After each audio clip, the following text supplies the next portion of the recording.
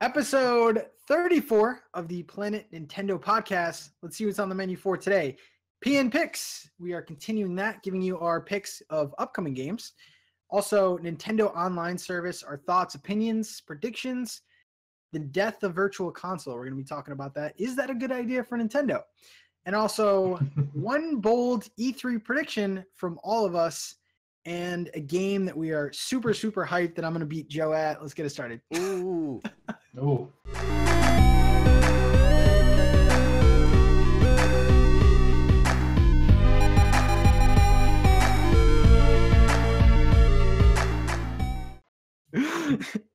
What's up, guys?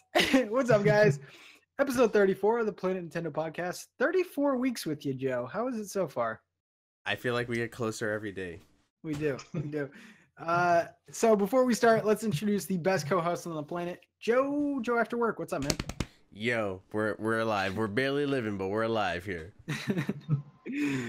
And welcoming to the podcast, Mr. BoTalksGames. What's up, man? Not much. Thanks for having me. Excited to be here. Yeah, definitely. Thank you for coming. Before we start, round of applause on Mr. 1K, the 1K Club. Oh, yeah. Thank you. Made it. Awesome. All thanks to you, really.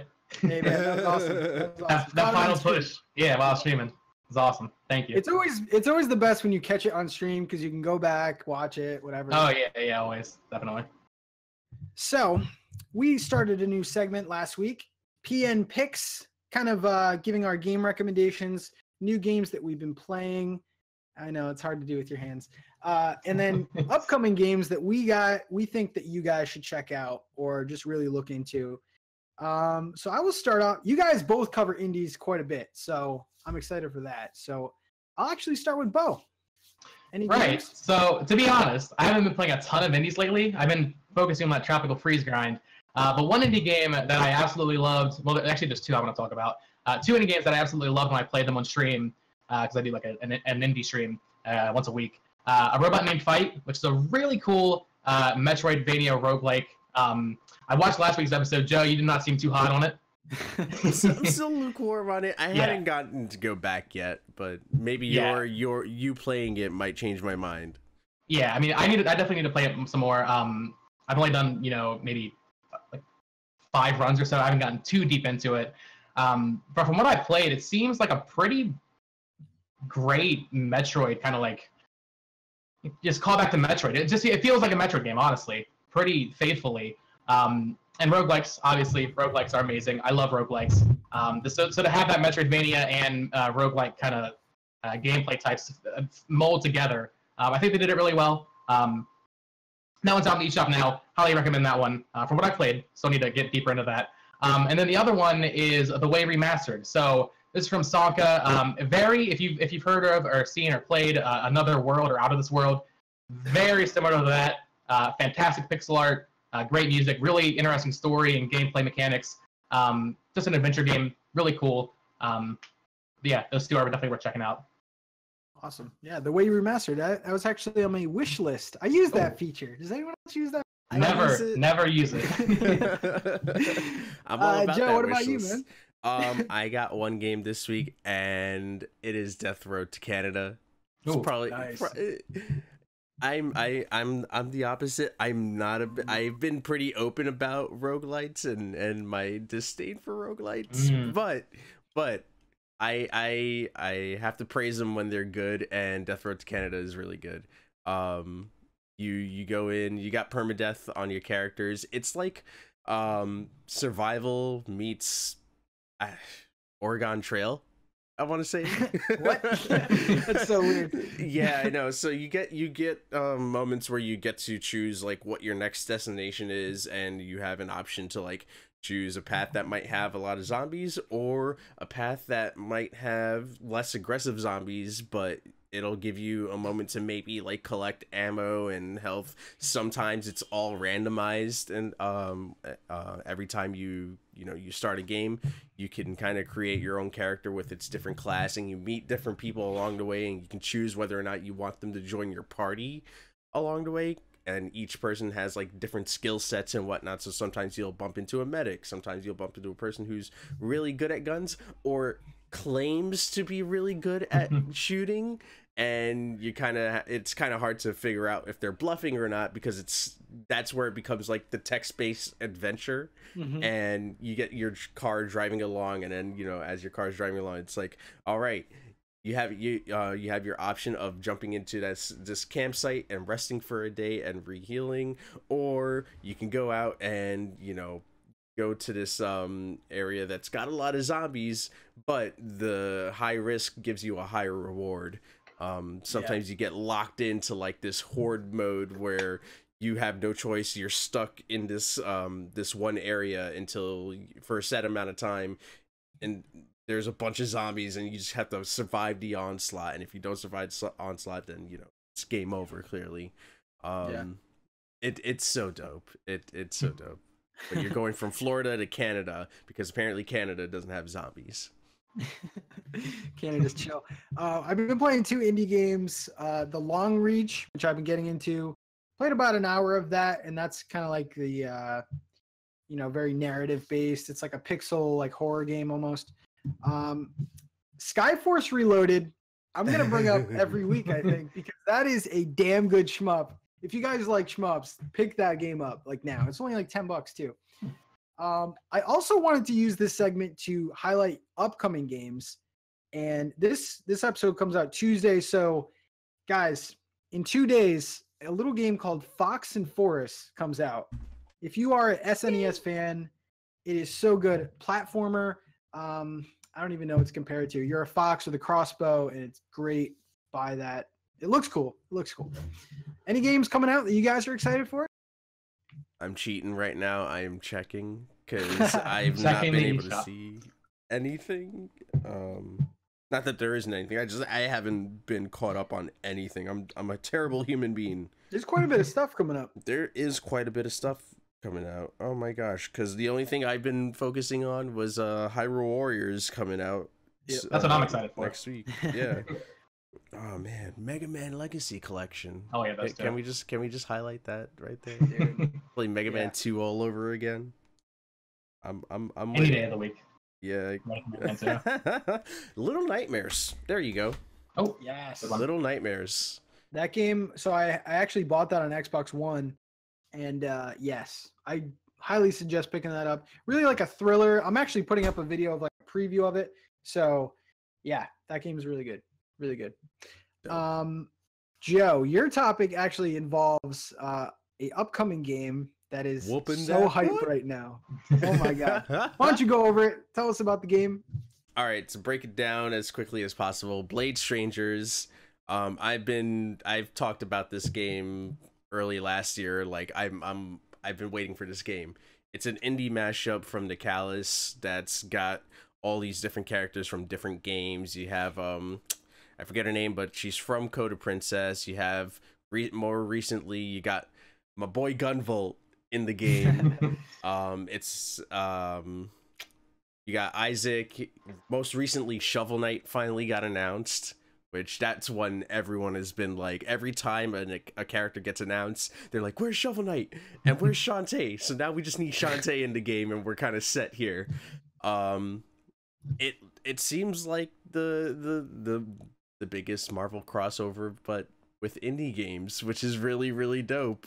So Nicalis is going all out with this. Like, there's so much fan services in this freaking game so far. And Pat's gonna get his butt whooped. But to set up the topic, I know, right? I had to throw in that dig. Sorry, you started it. All right. Hey, this Civil War is gonna go. Bo's just in the middle right now. I'm just here waiting. Like, I don't know what's gonna happen to me. I'm just in the middle here. So, with all these characters being announced over the last couple of days, what are some characters you would like to see in Blade Strangers? I feel like this is like Smash Talk, but with an indie title. Oh yeah. Bo, you want to take this one first, man? Yeah, sure. So, when I was thinking of like what indie characters would really fit, the first one I thought of was Max from Mutant Mudds, but then I kept thinking, Dorothy from SteamWorld Dig 2, the moveset would be perfect. The hook shot, the hovering. I think Dorothy from SteamWorld Dig 2 would just be an absolutely amazing character to have in this game. Some more female reps, always good. Yeah. really, I just love Steamroll Dig too, and I want to see more Steamroll Dig in everything, really. I think that'd be a really awesome one. Yeah, I was actually going to say Max too. My other pick would be Hyperlight Drifter. I know that he's not on the Switch yet. It's coming. But yeah. Hey, he made it to Brawl Out. Yeah, man. He's a great character, and I love the way that he was portrayed in Brawl Out too. So he's my favorite character in that game. So I would say those two. Steamroll Dig, of course. I would like to see Rusty in there. I love Rusty. Joe, what do you think, man? Oh man, okay, where do I start? Yeah, the huge list. Yeah, you guys know I'm a big Inti Creates dude. Gotta start off with before I even jump into the Gunvolt series, I would love to see Jason from Blast Master Zero, the main guy.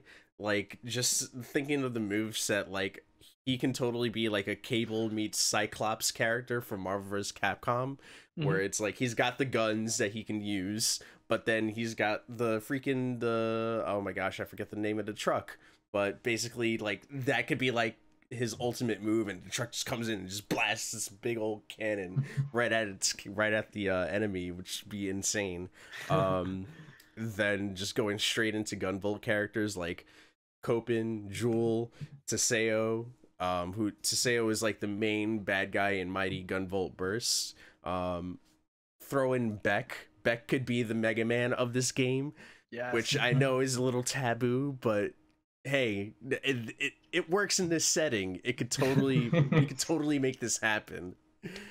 There's like so many, like, even with like if you keep the roster slim this time around, like you just add DLC characters down the road and make them affordable, like you've done with all these other games that have indie mashups in them. Like Shantae and Shovel Knight were in Blast Master Zero, and it was like $2 to get them. Yeah, I like also the way in Blaze Strangers how Shovel Knight looks, because you can tell it's Shovel Knight, but it's like a much bigger character model. It's just so awesome. Another character that I'm thinking of now, because I love the art of it, is I don't remember her name, but not Celeste, like the main character in Celeste, the ghost from Celeste, like your evil... Madison's ghost. Yeah, yeah, like cool. Dark Madison, or I don't even think she had. It was just her. Yeah, that'd be a cool one. I like to see that. Madeline. Sorry, Madeline. Yeah, that would be dope. Yeah, oh my god, just have them both together, but like she's her shadow, and like she comes out and does the attacks for her or something. And that game is online, right? Blaze Strangers. I hope to God it better be. Are you kidding me? It better be. All right. Oh my gosh. We're gonna do a dual stream, man. Dude, I'm down. Like, I'm down. I'm gonna whoop that every time. I don't want you to get flagged for another video for me cursing. So it's all good. It's all good. Okay, folks. If you're watching this, this is the meat and potatoes of this podcast right now. We don't really do news on this podcast, but it's pretty big news. Nintendo Online / Virtual Console. Oh man, so we did a NintenTalk Radio live stream on the channel, kind of going over how we feel about going over what it is. So I'm assuming you're watching this and you know the Nintendo. So I'm gonna start right off the bat with Bo. What do you think of the price? What do you think of what you're getting, and is it enough?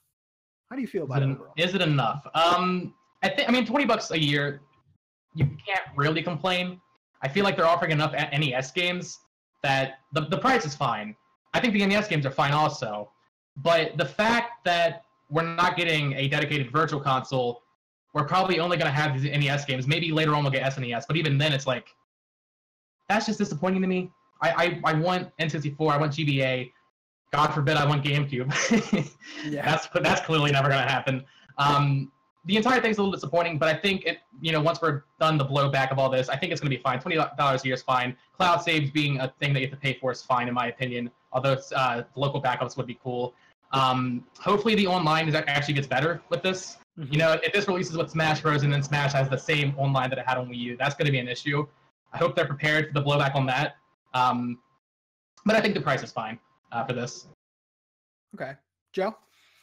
Yeah, I had no problem with the price from the beginning. I've been very open about those. Like that's competitive, and I honestly don't get what a lot of people online are saying with the whole like being complaining about like, you know, oh, they're hiding backup saves behind the wall and I gotta pay to play online. Like, dude, that's the norm. We got told this like forever ago. Calm yourself. Like, whatever. Call me a fanboy, call me an apologist. F off. Now, I will say this. I'm gonna stop you there because it does kind of leave a bad taste in your mouth when, you know, if you're a Nintendo fan and you're a Switch owner, just because of the fact that we've had this service now for what seems like forever, over a year for free, and the price I'm not concerned with, but I feel like Nintendo in a way is kind of like, here's some NES games, guys. Here's some cloud storage, guys. Just leave us alone. And it's like, I mean, the online, I hope the online gets better. Yeah. Because, I mean, it's not terrible, but like, you shouldn't disconnect from like Splatoon matches. And especially like the biggest time when people are on are the Splatfests. Mm-hmm. And that's when it acts up the most. And that's a problem because when Super Smash Bros. Launches, that's going to be insane. Like the servers are going to be put to the test. And at that time, the servers are going to be up. People are going to be paying at that point.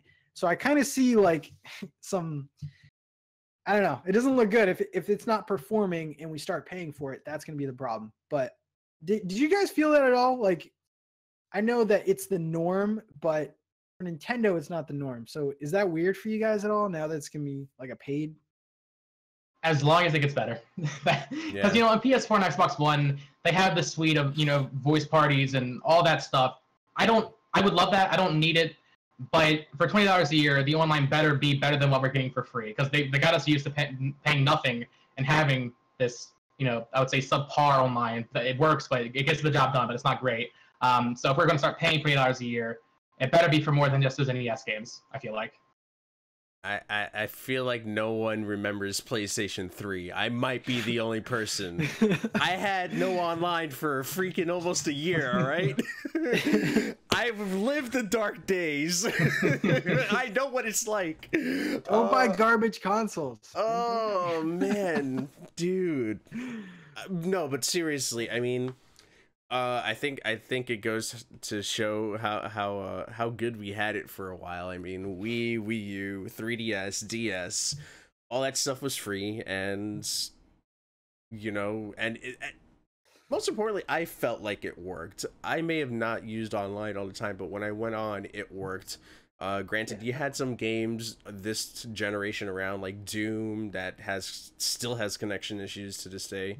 Splatoon, where sometimes I'll encounter some like drop off and whatnot. Even Mario Kart randomly happened a couple of times to me, but nothing like, for the most part, for me personally, it's usually worked. And I think I would hope paying for this is only going to make that service better, because like Pat said, like once Smash comes out, that thing is going to be even crazier than what it is right now. So I you know, if we have a day one crash and everything, yes, that's gonna happen.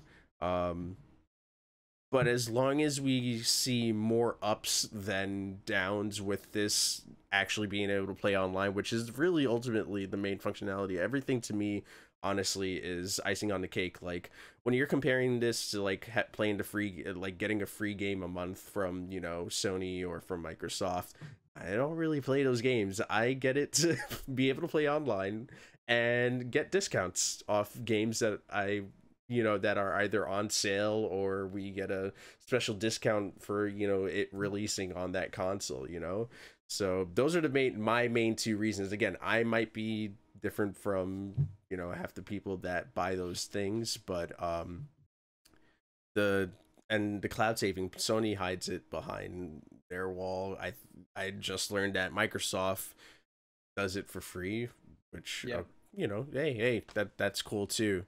What I would really hope that they do, and this, I know this is completely different from the online, is just being able to pop in a USB stick and being able to do a backup save that way. I feel like that's most handy because I don't trust the cloud. the games are the games, and I know you were talking about Virtual Console, but I'll hold my thoughts for the moment because I feel like I've talked too much already. No, I think I wouldn't say surprising part because they already told us a little bit. The NES games, the selection is so-so. I feel like half of them bought if they were on the eShop themselves, which is a pretty good point because that alone is the value of this whole thing. And we were talking on the radio show how if you think of this kind of as an insurance plan for your Switch, say like it, dies and you have to get another one, like the cloud saves definitely help. I just don't think that I think they're trying to fluff up the deal and make it like even better, which I don't know. NES games, I'll say it, NES games don't excite me in 2000. It's just like maybe it's my age and like I don't have nostalgia for NES, but it is what it is. I mean, I'll probably use the service and like play like Dr. Mario online with some people. Yeah. But I feel like it's a novelty that might wear off after a while. I don't really see it as a long thing, but Right. Well, one of the main features they're kind of touting with these NES games is that you can like almost do like a share play thing, like a PS4 has, where you can like pass a controller, like play Zelda online, pass a controller to them. Who does that appeal to? Like, I'm sorry. Like, if you want to play Zelda with a buddy, you're gonna do it locally. I don't just like no one uses share play on PS4. No one. I know no one that uses share play on PS4. So like that functionality is cool, but like no one's gonna use it. Dr. Mario's that's awesome. You can play Dr. Mario online now, but the share play thing is just weird to me. I gonna have to go against the grain on the online play because there's a lot of games that we end up picking up and I'll stream it and it's like it's local only. I'm like, damn, I would love to play this game on stream.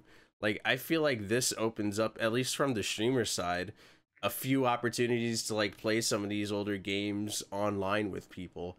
I mean, we've had emulators that like are able to finagle network play and whatnot with other computers. But this is like the first time we're getting to play these older games with other people from wherever, which is pretty dope. Like I can be, across the, I'm across the seas from like people like Nasty Boots and Joey Splats, and I can actually play Legend of Zelda with them. Yeah, that's pretty. Like to me, that's pretty wild. There's also something too where you can like watch someone play. Like, is that a feature? Like you can. Well, I imagine if the share play thing works out, I think it works like PS4, where you just virtually pass the controller to them. Yeah. You're just gonna be watching them while you wait for them to pass the controller back to you or whatever. I'd imagine. Okay. I mean, I don't know. I feel it. I kind of look at it as like, oh, Joe, I can't beat like this level in Super Mario 3. Do it for me. But yeah, I'll probably never use the feature. It's kind of cool, I guess. I don't know, but I see it that way. It's a neat thing. Like, are we gonna use it all the time? Absolutely not. But like Pat was saying, like the intro to this list, like. I'm sorry, who's gonna play Ice Climbers and Balloon Fight? But hey, I get it. They need to be there. Tennis and soccer. But like, I'd go back a couple of times every now and again. These are like once in a while games for me that I would like to jump into and just mess around with every now and again, which will be dope. Yeah. The Mario games, like they never get they never get old. Yeah. Another thing we didn't mention was the family plan option. That is $34.99. Yeah. So, okay, I need one of you to explain this to me because I still don't. I know that you can share it between 8 users, but I need someone to explain that. So I think one master account would pay $35 for it, and then you would like link their other Nintendo accounts to it or something like that. Mm-hmm. Okay. And then personally you would divide it up by $5 a piece or something like that. It's a cool plan, I guess. Get 12 months for $5 a year, but yeah. Yeah. And then so like those people that are linked to that account, if they buy a game, I would assume that the points would go to the owner of the internet. It should still go to that person, I'd imagine, because they're on the membership plan, but they're on their own Nintendo account. So if they bought something, the points would still go to them, I imagine. Okay. I would assume. Yeah. I think it's more just to give them access to play online and have these additional perks. Right. I think they're still buying their own games. Yep. Right. I mean, it's good for what it is, like the family aspect. But that was something that we were expecting, and I feel like it's unique to Nintendo. It's definitely like you're getting your value. But does that mean that, say, like I have a European account and a Japanese account, I would then need that service if I want to go on those eShop? Yeah. Yeah, Right. yeah. It'll Unfortunately, I be think so. region specific. Yeah. So Right. damn. All right, that's on mine. But then that goes into our next topic, which is essentially, and this was an interview, asked someone from Nintendo about the possibility of virtual console. And essentially they said that the, I guess, title of virtual console or the whole virtual console name is going away. But does that mean that virtual console is going away? So I wanted to ask you guys, what the hell is Nintendo thinking right now? Like, what are they doing? Bo, what do you think about this, man? I think they're making a little box, selling 30 games, $60. They're making way more money. They have no reason to do a traditional virtual console. I think this classic system's pretty much screwed over any chance of VC coming back. Obviously, we're getting these NES games, and sure, they're taking the time to add online play. Well, we don't really want that. Yeah. We want SNES and N64 and GameCube, God forbid. But I just don't think we're going to get that. I think Nintendo, they saw how much money they made with the NES Classic and SNES Classic. They're bringing the NES Classic back this summer, I think. And I'm sure in a couple months we'll probably hear about an N64 Classic or a Game Boy Classic. Unfortunately. Because, my main... I just want to play Super Mario 64 on my Switch. That's all I want, man. And I'm never going to be able to do it. I know I'm not. I know. Don't like, give up. So I'm a person that doesn't hack other systems. Well, besides the classics, but like I don't hack the PSP and stuff like that. So I've never been able to play like these games on the go before. And I was like, you know what? The Switch is the first time I'm gonna be able to do this. Yeah. So it's just frustrating a little bit. Bro, what the whole happened to thing your about- 3DS? That is gone, brother. That He's out of it. that Jeez. went. Who needs it? Yeah, the Oh, Wii U is lucky. Your He's still- games are there too. That's true. That's true. I used to use my Wii U, so I'm not as disappointed, but it would have been awesome to play like Star Fox 64 on the go. I will say this though, you still look on the bestsellers list, like right now, go on your Switch right now, Super Mario Bros. Is on that list forever and will be. That just boggles my mind that Super Mario Bros. 1 is on the bestsellers list ever since it came out. So that alone right there. And I want to ask you guys this. I know from a business standpoint, you're getting your guaranteed money from the online service. There's 17 million people. They're not all going to get it, but $20 a month, that's a lot of money. Do you think Nintendo should have kept with their same model of here's the online service. Hey, here's cloud service. Here's a few NES games like they originally were going to do. But here's virtual console and just unload it all and people can do whatever they want. I feel like from a consumer standpoint, that's where I would want the Switch to be. Does that make more business sense? Is this the online service? Is that what they have now? Do you think that's the best option that they had? I feel like that's the best option they had for the moment. I think they're going in with what seems slightly bare bones. Like they want to get the core portion of this service out there, test it out with the NES games. But I could see it from that. But there was also a thing that like I was thinking along the same lines of something that Guru had actually posted where Nintendo is the weird loophole wording master where they'll say something but and we'll all interpret it a certain way, but they really just mean like, okay, we did say that, but here's what we're really trying to like convey and like just spin it on us and make everybody happy at the end of the day. You're talking about the whole thing he said about the classics. Yes, yeah, with like, the name is the name, whatever they end up changing it to, but I think they're just trying to retire the term virtual console. Maybe it just has too much, too much whatever, for lack of a better word, too much mud thrown around with that name, and how, you know, every time a new console comes out we have to rebuy Super Mario World again for the Listen, umpteenth Nintendo time. does not want people to remember. So if they can change Virtual Console, it's true, dude. All the ports, the Wii U never existed. They're trying to do the Men in Black, where they're just like basically. But yeah, that's where I'm thinking that they're going with this. They rename it something else, whether it's Classics, whether it's Selects, or something along those lines. They relaunch it as that. It could be very possible that we do see that library extend from NES games to SNES games down the road. Like, I think they're just trying to finally get this thing rolling and see what they can really do with it and how people react, how many subscribers they can actually get out of this to suffice. Okay, let's get the rest of this stuff out there and really customize it to co-op play, which is another thing that they're really all about with the Switch, is being able to just freaking pop your Joy-Cons out and play with somebody. So I think that's what they're where they're going with that building up that classic console library, like Bo's saying. I still think, you know, we'll eventually get an N64 thing, whether that happens this year or not with NES Classic coming out, who knows. But I think that's going to be their two ways of us still being able to play these classic games in some sort of, you know, next generation fashion.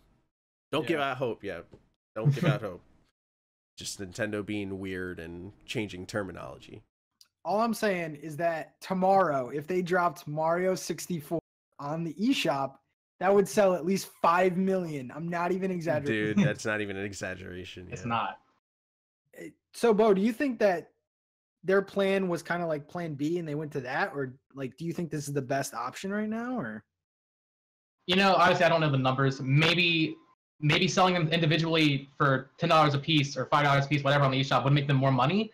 But when you look at it this way, 17 million Switches, that number is only going to grow, especially with Pokemon and Smash coming out. Let's say it gets to 30 million in a year. Even if 20 million people pay $20 a year, they're probably going to be making more money than they would if they put that resources into, you know, having a studio work on emulation for Wii U and or not Wii U, but like N64 games and GBA games and all that. Because, you know, not every owner is going to buy a VC game, you know. A lot of people don't buy classic games. So with this online membership, they're pretty much just forcing people that even wouldn't typically buy NES games, they're forcing them to buy them, basically. So I feel like this way they're probably making more money. So I feel like, if anything, that's probably their plan A all along. They were planning this, which is unfortunate, but it's the reality of the situation, I think. Nintendo's all grown up. We're seeing them grow up. all that DLC, a season pass for every game. When are we going to get Nintendo loot boxes? Oh, man. No. Stop. Oh, wait, actually, Pocket Camp has them, doesn't it? Didn't Pocket Camp get some sort of loot box or something? I think they did. Yeah. Oh, no. And the whole rumor about Splatoon having this big announcement is squashed. So we're not getting Battle Royale yet. So I need it. I'm ready. Ink Royale. But I kind of want to bring up one more point before we go to the last topic. Is I'm a little surprised that this news came out of nowhere, but at the same time, do you guys think at all, now we're putting our tinfoil hats on right now, do you think at all this means the E3 is going to be a little bit more packed? Or do you think that this is just an announcement just to get out of the way? Does this mean a bigger E3? Joe? I'm putting on my tinfoil hat here. Sorry, so bigger E3. Do you think this is going to lead to a bigger E3 set of announcements? Is that the question? Because if they used like 5 or 6 minutes to explain this at E3, that would have been terrible. So yeah, yeah. That, I mean, this doesn't need to be an E3 presentation. I don't think they ever planned on that. I think this just means we'll see more games listed up, probably more third-party stuff. I don't know. This year has been such a weird year to start off with that I honestly don't know what this means for E3. Like, what's gonna happen for the second half of the year? Like we pretty much know what's happening up until August at this point. So like, what does September through December look like? Even if it's just like a peek into the window before we actually get the directs going into, you know, those quarters down the road. Are we making bold claims yet, or we're just That is a great segue, Joe. It's like you planned that. That was beautiful. Yes. So our last topic is a bold E3 prediction, one each. I don't care how you define bold. Okay. We can go bold. Maybe something that people aren't talking about, or maybe some people are talking about. Damn. Okay. I'm gonna go with this one because it's one that I feel like is bold enough, and one that I still believe. I don't think Prime 4 is Prime 4. I think they changed the title of this series and continue it as something fresh and something new. Wow. I think Prime 3 was it, and the reason they said Prime 4 was because it's something that people just want a new Metroid Prime-like game. I think they call it Metroid whatever, because like, Metroid Prime, spoilers, that was the final boss of the first game. I played through 2. I'm going to get ready to go through 3. Unless 3 has something that's an actual Metroid Prime, I don't see the reason to continue with that name. Like, yeah. I won't spoil it for you, but Metroid Prime 3 ended really, like, I was satisfied with the ending. yeah. So to see Metroid Prime 4, I was like, I don't know, but I think it was Rob when we had him on. He mentioned before that he thinks that Metroid Prime, the name, was just to get fans' attention because it was a really popular series. So I don't know.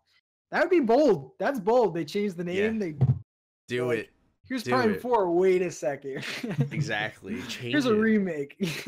Everyone's going crazy. So you're saying we don't hear about Prime? I'm saying we do, but we finally get the real title of what this game is going to be, and it could pick up right after where the Prime series left off. But I think it's time to change up that name and continue as a fresh new series. Give it a title that has some meaning to it. Do you think we see gameplay? Yeah. Really? Oh man. Yeah. Wow. And I'm just basing this all off on the fact that we may be getting it this year, and as much as I would love for that to be the game that gets the spotlight next year at E3, get its own booth and everything tailored to like Planet Zebes or whatever they end up doing, I think it's gonna come out this year. Wow. Today, I think it's coming out this year. Wow. I don't want it to. Bo was like, this dude is nuts. You're insane. Yes, I'm going crazy. I don't want it to come out this year, which means it's probably going to come out this year. That's bold. I could see early 2019. I don't think it's necessarily like a fall 2019 thing, but talk me out of it, bro, please. There's so many other games coming out. Are you kidding out of it. There better be some games coming out. They have so much. Fire Emblem, Yoshi, agree. Pokemon, like I agree. the schedule's full. I agree. I think they're gonna do it dirty and just send it out this year. That'd be insane. Yeah. Wow. Yeah. That's bold. That's what I wanted. Bo, do you have a bold one? Well, bolder than Metroid Prime 4 coming out this year. I don't know about that. This one, you can kind of interpret it however you want. I think we're going to see a new Zelda game. Okay. Whether that's a top-down 2D Zelda, which is obviously way more likely, I don't think it's out of the realm of possibility that we see a teaser for a new 3D Zelda. If they're going to use the same Breath of the Wild engine and art style, I think they will. I'd be very disappointed if they don't. I'd be shocked if they don't. I think we could see a tease for that. I mean, obviously, Breath of the Wild is over a year old now. I doubt the entire team was working on the DLC. By the time E3 comes around, it's going to be a year and a half old. That's enough time to show even just like a little teaser for what's next for Zelda. So I think we'll see that. Obviously, if it is a 3D Zelda, fall 2019 at the absolute earliest, probably 2020. But I think it's possible to see that this E3. Damn. Okay. What do you got for us? I'm gonna be bold, but I think it's not what people want to hear. I think Pokemon does not even get mentioned at E3. I don't think it's going to be shown. Don't think it's gonna be talked about. They're gonna be like, "What's Pokemon? What is that?" I just don't see it. I don't see it, man. And like even when you say Prime is gonna be revealed, like that's bold. But you guys got a logo with that. Pokemon just got some guy being, yeah, sure, it's being worked on. I don't buy it. It still might come out this year, but Pokemon's weird. They like to have their own directs and weird stuff. So I think it might skip E3, which I wouldn't be totally like disappointed with, just because there are games like Fire Emblem, Yoshi, Animal Crossing, please. I'm about to get. That should have been your bullet prediction. No chance. I'm about to get some milk bottles. Have you seen me? And it's just a picture of Fire Emblem Switch, the logo on it. Ooh. Yo, what the hell is that game? Intelligent Systems, get on it, dude. Seriously. But yeah, I don't know, man. I don't see it. I think we're gonna be quote unquote disappointed. I feel like Nintendo fans especially are never. But yeah, I don't see Pokemon happening. I think Smash is gonna be heavily focused on. And like I said a few weeks before, they seem to not think, because like some of these are big announcements, but Smash reveals they use as big announcements, which I think they're cool, but I don't think they're end of a presentation cool. So I think that we're gonna get a couple of announcements where we're like, oh my god, like that's gonna be awesome. Funky Kong, but yeah, I think that might happen. And yeah, I don't know. I just don't buy it that we're gonna see Pokemon. And it's always more than just a presentation, right? Like year after year, they've used the Treehouse Live to also just sneak in announcements. I mean, that's how we found out freaking Prime. Jeez, Metroid Samus Returns was coming out on the 3DS. Like what? I know. I actually watched the Treehouses now. Dude, I lost my mind. I was like, oh, we got a logo. What? Oh, what? Metroid 2 remake? That was nuts. Fell out of the chair. Like I was losing my mind. Yeah, and kind of going with Bo's prediction here. The another Zelda game. I feel like it's almost gonna be, if they do reveal one. To be completely honest, I don't know why they would do that, but I think that's kind of how they announce it, kind of like Samus Returns. Put it in the treehouse, which I feel like is a good place for that, because like E3, you want to go with your Switch. And was it a remake? You said? Sorry, you cut out there. Oh, I just think I don't even know, but I think it's a 3DS game. I would love a remake of like Skyward Sword or something like that, Ocarina of Time. I mean, they've been talking this big talk about how they're going to support the 3DS, but if it's a remake, who would be doing it? Because Grezzo's doing Luigi's Mansion. That's true. Yeah. I don't know. I would honestly like a remake over a 3DS game. I mean, I don't know. Camelot, are they doing anything right now after Aces? I don't know. Probably Mario Golf or something, honestly. Yeah, give them all the sports games. Yeah, that's all they're good for now. Rip Golden Sun. Oh man, Golden Sun. Hurts. That hurt. Damn, Bo. Oh my god. And I also think that F-Zero is going to stay dead, and Wave Race might be there, but whatever. Hey, I mean, Captain Falcon has his own game in Smash at this point, so I mean, okay. I think we'll live. Yeah, I think it's a bold claim for Zelda with the Breath of the Wild engine to get something at E3. You think that's what gets the last thing in there, just to be like, hey, we're working on this, whether it's a title or just like showing the setting that it's going to continue in the Breath of the Wild world, continue where Zelda's stuff, like, you know, continuing Zelda's thing. Sorry, spoiler everywhere today for me, man. I would not mind a season 2 of DLC for Breath of the Wild. I feel like that game, I would gladly go back to that game, play even more stuff. Not even a season 2. I'm talking like a full-on sequel. Yeah, full Majora's Mask style, same engine. Exactly. Like, yeah. I feel like that would be a possibility. So. Jeez. I want it so bad, dude. That game left me wanting more of like the main campaign. Like, screw the shrine stuff and the Master Trials. Like, I want more of that. I want more of that adventure. That's what I'm saying. Dude, just the physics engine alone in that. Oh yeah. Crazy. I spent like 4 hours playing with like choo-choo jellies. it was bad. Oh man. But yeah, okay, so no Pokemon, yes to Metroid, and another Zelda game. Jeez. Okay. All right. I think that's all the topics for today. Bo, why don't you tell everyone what you do at your on your channel? And where Right. So yeah, so I do a lot of discussions videos like NintenTalk here. You know, I do a Road to Smash Bros. Series where I speculate Smash stuff. I do a Road to Pokemon series where I'm still speculating on Pokemon Switch. I think it's going to be announced before E3. Just going to say that now. I think they're going to have a direct before E3 for that. Although if they don't do a direct, it's going to be at E3. I would bet money on that. But yeah, so check out my channel, BoTalksGames. I do streams now. I've been streaming a lot of Tropical Freeze, going after that 200% completion. And yeah, a lot of Nintendo news, discussion topics, stuff like that. Sweet. And you also do my favorite streams that you do. You kind of highlight the like 3 random indie games, kind of like Joe over here. Oh really? Streams, yeah. Every week I do an indie night stream where I take four indies that have come out that week or are coming out that week, or you know, stuff like that, and I just try them out for the first time. A lot of fun. Yeah, check it out. Those are freaking man though. On the real.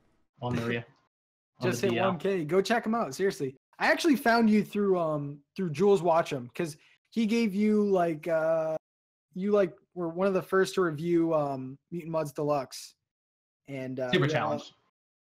Yeah, that's right. Yeah. So, and the new one for the Switch, you had like all the high scores and stuff. Yeah. I was number 1 on the leaderboard for like a month, and then someone else came, and I just cannot do it. I can't get ahead again. I like posted on Twitter. I'm like, hey, I'm like number 1 in like the puzzle challenge. Joe, 5 minutes, whatever. Yeah. Screw you, Joe. Hey, I was there for a minute too. Dude, it's bad. Joe, where can they find you, man? Yeah, Joe After Work on YouTube, Twitch, Twitter, joeafterwork.com, everything. Sweet. And y'all can find me right here. Stick it here. Stay here on NintenTalk. Oh, God, no. Stick it here. Joe, keep that in when you edit. So maybe some PNP news coming soonish. We will talk about that in a little bit. But we will see you next week, guys. Thank you very much. Peace out. Preston. Woo.